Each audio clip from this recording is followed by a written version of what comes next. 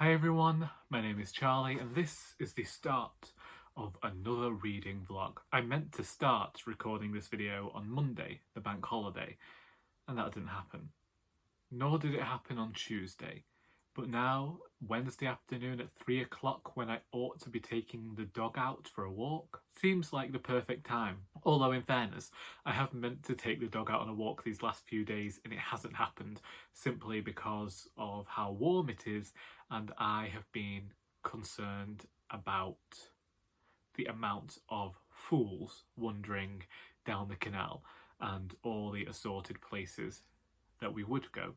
However, today I do think it's going to be a case of going for a wander down the canal, and tomorrow I'm planning on taking her for a walk around the reservoir near my grandmother's. She will be getting exercised further, don't worry. I'm currently between books because last night I finished reading Everything is Awful and You're a Terrible Person by Daniel Zomparelli, which is a series of interconnected stories about gay culture in Canada and sees men exploring clubs, bars and apps in order to try and find some sort of relationship. There is the surreal and the absurd. There are characters who are able to enter into their dreams, and the dreams are better than the reality, so they're trying to live in them, which I think is an allegory of some sort. Indeed, I think that there is some unpicking to do between the lines in that collection, and eventually they do all weave together.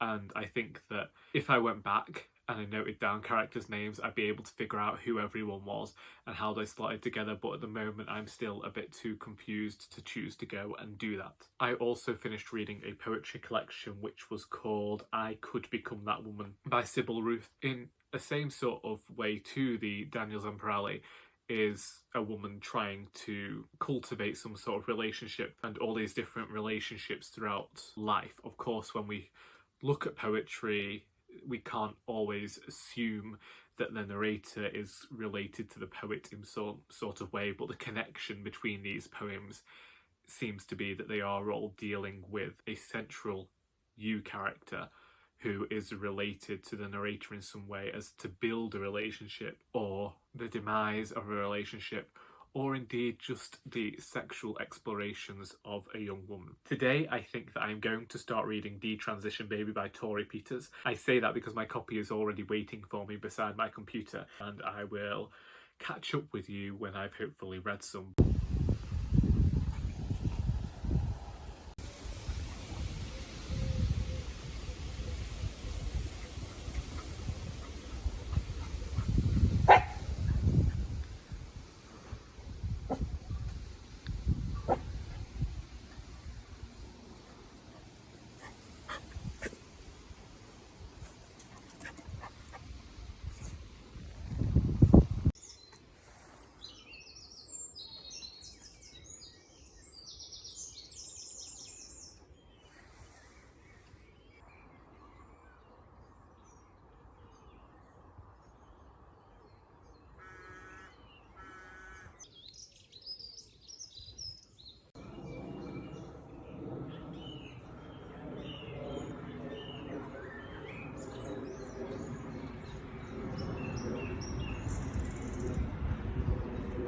I'm not sure what enters into Sally's head when she sees a daisy, but earlier today we were walking around Asprey Country Park, and every time that little dog saw a daisy, she hopped. She bounced like she was Bambi going through that wood and her mother was about to be shot. Does that happen? Hours, years before I realised that Bambi's mother died. I just thought it was a coming-of-age tale, and as with all animals, they left their mother. It was a revelation as an adult, I can tell you. Either way, we had a rather long jaunt around there this morning into the afternoon, and I just let the little dog explore. She was enjoying herself. I'd say she was more scared of dogs than anything else.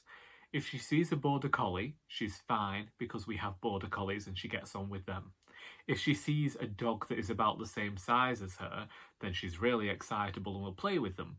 but you show her a Doberman or anything a bit bigger and she's wary. But she's getting there. I have read an edition of the Rialto. If you didn't know, a few months ago I talked about the fact that I have been stockpiling magazines for years, and this is the Rialto number 93, which I believe was the winter edition of 2019 into 2020. So I have all of last year's to read as well. I like the Rialto. I have been rejected many times for my poetry from the Rialto. However, I did once get longlisted for the Nature Prize. I definitely want to go and find the poetry of Caroline Bird. And then this morning, I'd forgotten my post-it notes that I was using to mark the poems that I liked. But I did reach a point where, in the middle of this magazine, I just wanted all of the poet's works. Nicola Bray is a poet whose works I want to go and explore. It's one of the things that I do like about the Rialto, and I like about all of these poetry magazines, is how they have such a vast array of poets. So once you've read the poems that you like, you can go and oftentimes discover more of the poet's work. Unless you're me, who's only been printed once. So if you ever see my poem printed, then you know there's only one place you can get that, and you aren't ever going to see any more poetry from me unless people start printing me again. Hopefully, however, having read that copy of the Rialto, I am now going to continue to just make my way steadily through the 20 magazines I have on the dressing table. As we know, I actually have 2 years worth of The Author to read, which is a magazine I get as I'm part of the Society of Authors. If you didn't know, I'm a writer, and I'm currently working on the final book in the Our Doris series of books, which is what got me into the Society of Authors in the first place, because Our Doris is my best-selling work. Nothing else that I have written has ever sold as much as Our Doris. If I had saved more in my early 20s, I don't want to think about that. Doris paid for a really weird trip to Rome and Venice. I am also just over 100 pages through Detransition Baby by Torrey Peters. So Sarah Jessica Parker's voice is not in my head anymore. I don't know how to explain this book. What I think Torrey Peters has done here is confront people's preconceptions about what it means to be trans. In the beginning, there is a lot of discussion about sex, and in particular the fetishization of trans individuals. Then we also have the discussion of genitalia. Having these discussions within the first 2 chapters of the book, I felt was done to make the reader feel uncomfortable and recognise that they have preconceived notions about what it means to be trans, and that society also behaves in a certain way when it comes to trans people. On the back of that, I do think that in the first 103 pages, we have had a lot of discussion points, and there is a lot of stuff to think about. I am not yet sure whether the characters feel real or whether the characters feel more like catalysts or set pieces for the author to use to get across their own thoughts and opinions.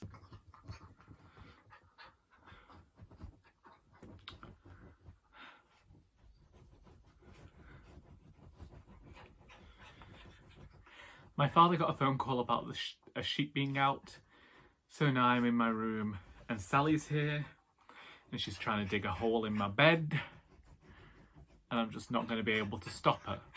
I'm hoping to finish Detransition Baby before the weekend. I think that Torrey Peters is saying a lot about gender and what it means to be transgender and the way trans people are perceived, the way the community themselves perceive one another, and the politics of it all. I appreciate that at times the book can make the reader uncomfortable and that it challenges the reader. It's not presenting the reader with what we have been taught families and relationships ought to be, whilst also being a starting point for discussions about gender, sexuality, and the interweaving issues that come with all of that. So I will be interested to see how this works out, because I do question whether this book raises a lot of questions. I think that it raises a lot of discussion points, whilst also having a very normal story, a normal plot at its core that we've seen many times before, but it's just going to be handled in a different way. I am still hoping to get some of that read before the day's out, as well as actually continue writing Doris, because rather than read in the evening, I am writing in the evening. Yes, I am. I come to bed, open a notebook and write a few pages until I'm too knackered to keep my eyes open, and then the notebook gets closed and I haven't typed up any of my work yet, so that needs to happen. But for now, I'm going to take this dog, yes, this dog here, back downstairs. I'm going to make myself a cup of tea and wait for everybody else to get home. I'll see you after my second dose of vaccine.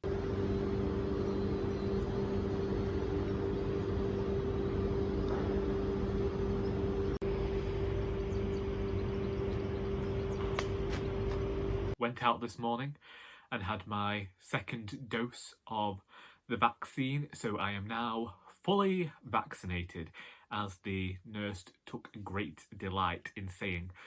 It was actually a much better experience this time around.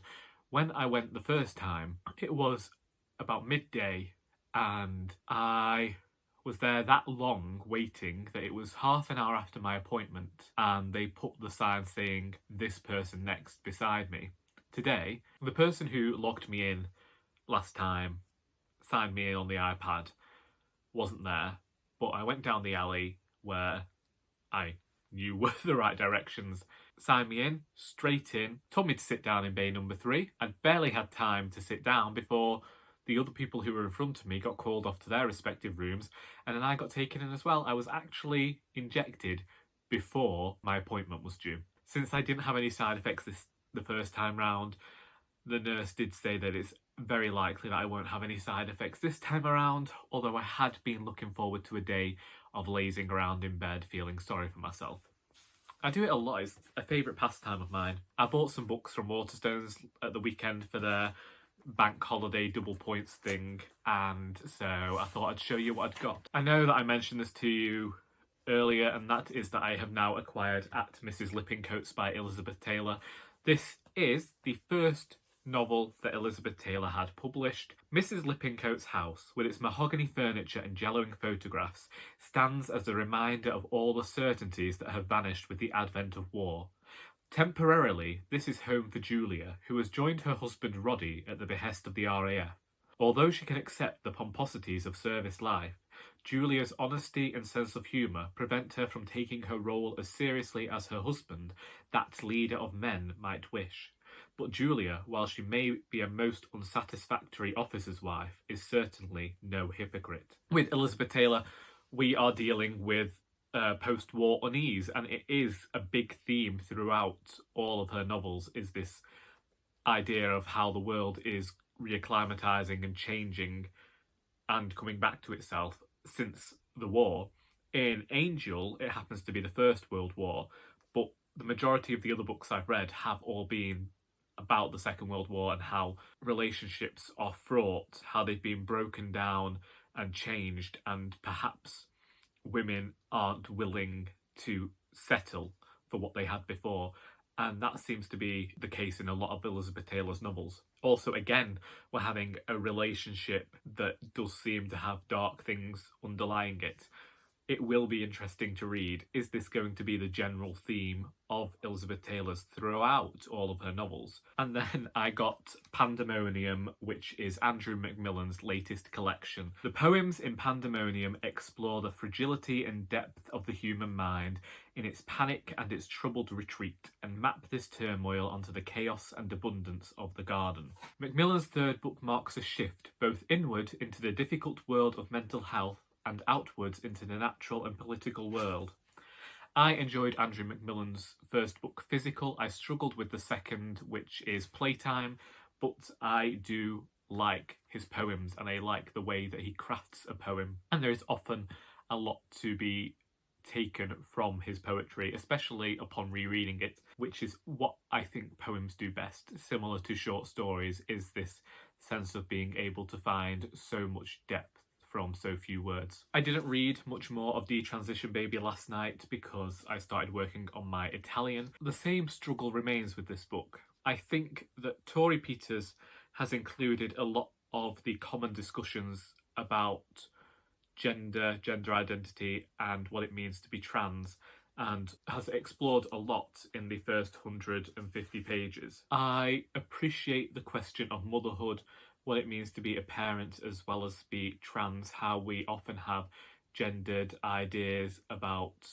parenting and parental roles. But I want there to be more time for these characters to be characters outside of their gender. I mean, I want to know about their idiosyncrasies. I want to know their likes and their dislikes. I think that a novel can still ask all of these questions and give you strong characters, but I'm not sure about the strength of these characters at the moment. I do feel this leans heavily towards being a book to inspire discussion, but I do appreciate that Torrey Peters took a moment to emphasise this book is more about a white trans person's experience as opposed to a black trans person's experience or a trans person of colour. However, at the same time, I fear the book might be being too careful due to a fear of accidentally offending. When I do read the book, though, I do often get reminded of the importance of gender and the way we feel that we have to gender things.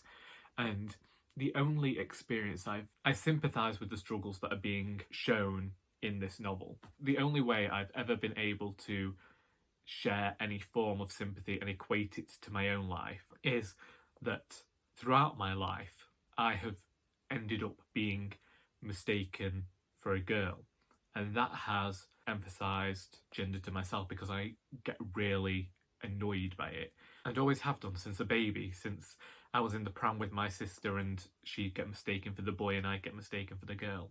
And even when I was starting work at the charity shop and people would, I remember this little old lady came in once and went, "Are you a schoolgirl?" And I said, "No."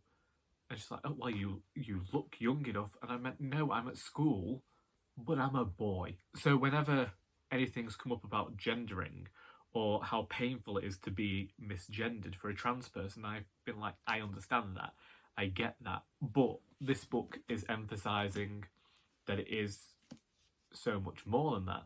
And I am appreciative of these discussions.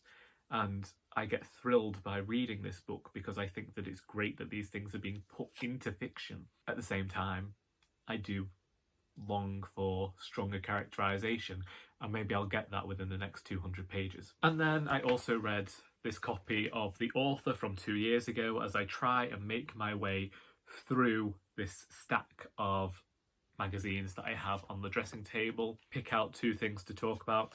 One of them was Adam Kay, who was talking about a book tour, and he was talking about how when it came to the paperback edition, he decided to change the way of doing the tour, which was to book out theatres and to get in touch with bookshops and have them sell his books outside so that they were all making money. And I did really think that that was a good idea. And it's something that I've always had like this pipe dream of in the future one day being able to do like a wool gathering on tour style thing, where I'd go and I'd do talks, somewhat like, well, similar to the wool gathering videos, but I'd maybe invite guests up and we'd talk about fiction and the books that I'd written, they'd written, that sort of thing. And one day maybe that'll happen if I ever get the notoriety. Another was from Barbara Lorna Hudson, who discussed talking to women's institutes and how, even though you don't sell many books with WIs, they're really beneficial places to go to because they pay you. Here she talks about how they pay between £30 and £100 for a 45-minute talk. I think I usually get charged £30 for half an hour, and I think that the most recent one they gave me £60 for an hour. But this writer says how you had to pitch your idea to the county federation to go and become a speaker. I've never done that. I've never had to go and pitch anything. I've always been invited because I'm very lucky to live where there are many WIs.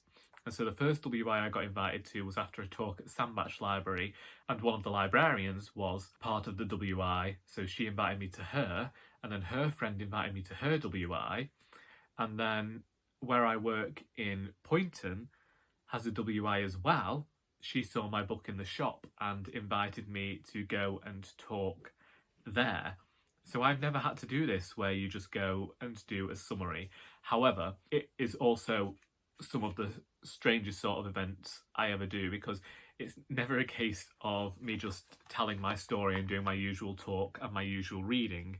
It's always just chatting for an hour about where I got the idea from, had I visited WIs before, or telling me how certain characters relate to people in their WI and had I met them. But it's great, and if I ever get invited back to a WI, that will be fun because they are some of my favourite events to go to, not least because they give me tea and cake.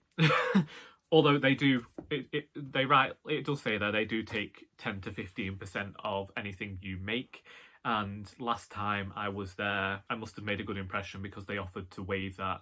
And I'd had such a good time. And they say you don't make a lot of money at WIs, but when I was at the WI, I sold, I think, 20, if not more copies of my books. There was even one, there have been instances where people haven't had money, so their friends have lent it to them so that they can have a copy.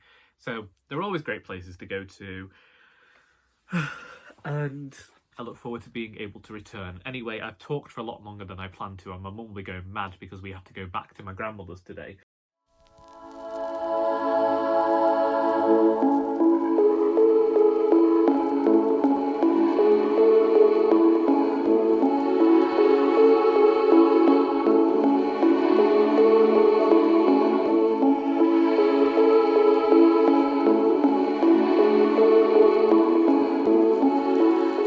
This is the look of somebody who could not be bothered today. I had a bath. Threw on the really baggy top that I acquired a few months ago and I didn't realise it said oversized on the website. Today, we are here to draw a line under this vlog. This is the final clip because I finished reading a book. Before I talk any more about Detransition Baby by Torrey Peters, I wanted to mention another book, Pandemonium by Andrew McMillan. I read this the day that I got it, which was Friday. I think it's fantastic. I think that it's a return to form for Andrew McMillan, but that could also be, it could just be that I did not enjoy the themes or topics within the second collection playtime.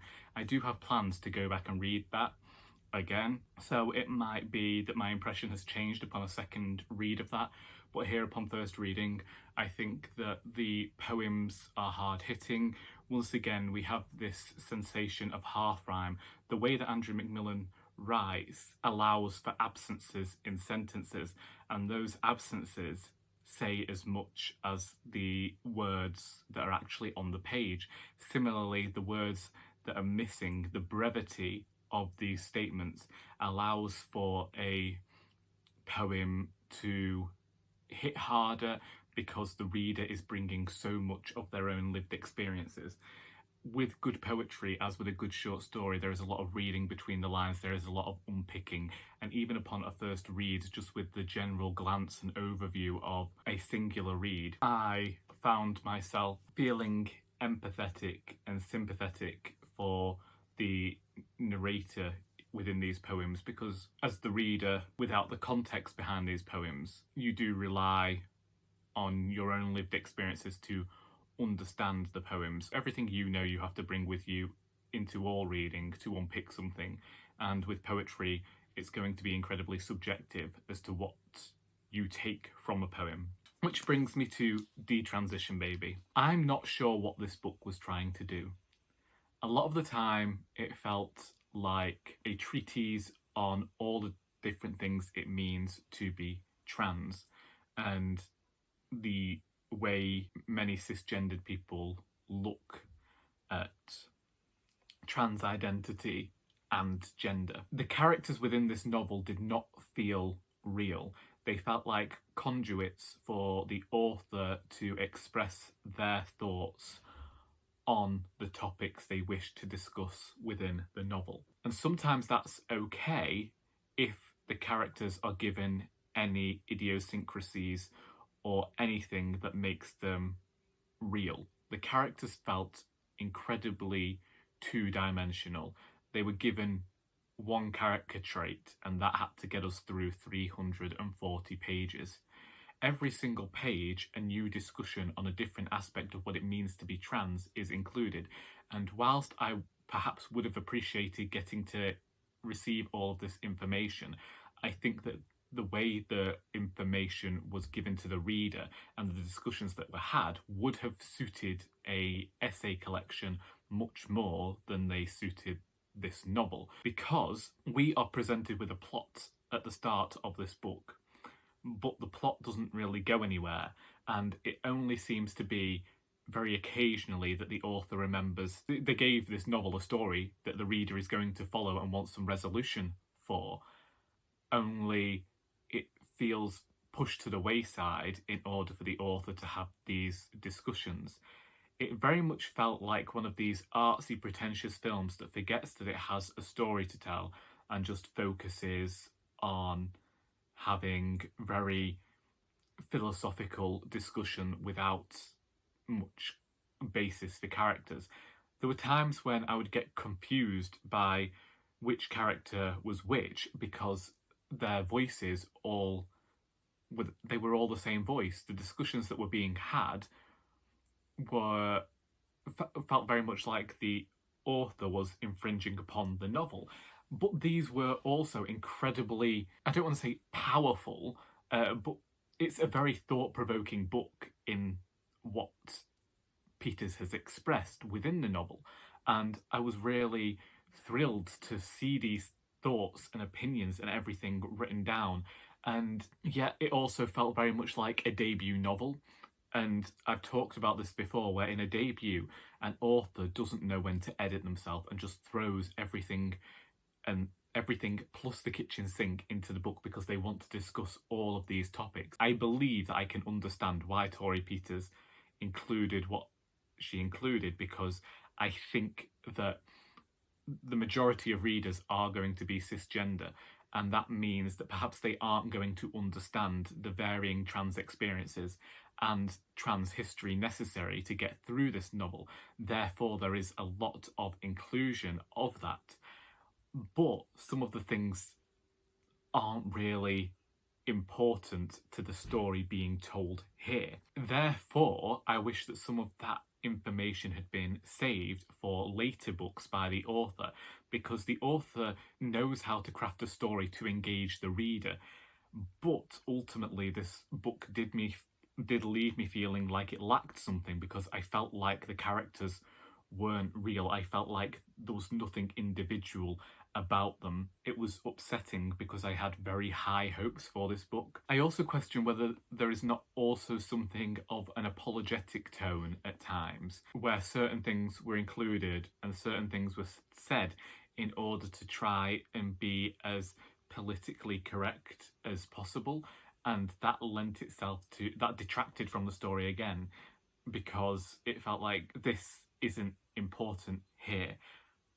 I understand why it's being said, but it did feel like if someone reads this, they're going to think this, so I need to clarify. And there is so much clarification about thoughts, and so many times the discussion will go one way, and then we have to stop for a second to give clarification on thought before going back to that. And there's even the mention of identity politics. A lot of the stuff in here are the hot button topics that you see mentioned all over the internet when these discussions arise. It needed more careful editing to see exactly what was necessary to tell the story here. If the book was meant to be plotless, then we shouldn't have had the plot included. I'd have to spoil the ending of this book in order to mention my full thoughts about the way this story goes, so I won't do that. I think my biggest issue with this book is the fact that for so long we're told that this is a plot that is going to see Ames, a trans woman who has detransitioned, decide to raise a baby with his former ex-girlfriend and his current girlfriend. Had that not been at the forefront of this, had we not had all of these discussions about motherhood and how trans people can be mothers and mothers within the queer community, had that all not been in there, then it might have been... Then it...